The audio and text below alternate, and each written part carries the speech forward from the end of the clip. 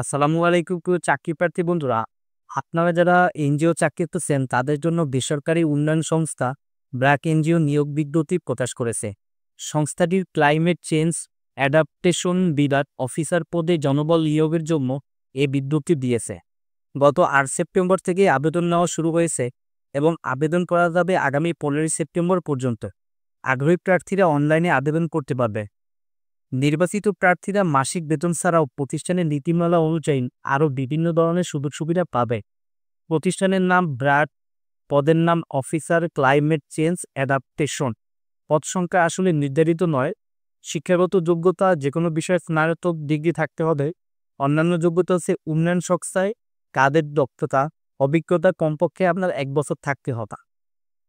অর্থাৎ যেকোনো উন্নয়ন সংস্থায় আপনার কাজের একটি দক্ষতা থাকতে হবে এবং অভিজ্ঞতা হচ্ছে কমপক্ষে ১ বছর। চাকরির ধরন হচ্ছে ফুল টাইম, কর্মক্ষেত্র হচ্ছে তাদের অফিস। প্রার্থীর ধরন নারী পুরুষ আপনারা উভয়ই আবেদন করতে পারবেন। বয়সসীমার কোনো উল্লেখ তারা করেনি। কর্মস্থল তারা যেকোনো জায়গায় আপনাদের কর্মস্থল ঠিক করে দিতে পারে। বেতন আপনাদের আলোচনা সাপেক্ষে নিতে হবে।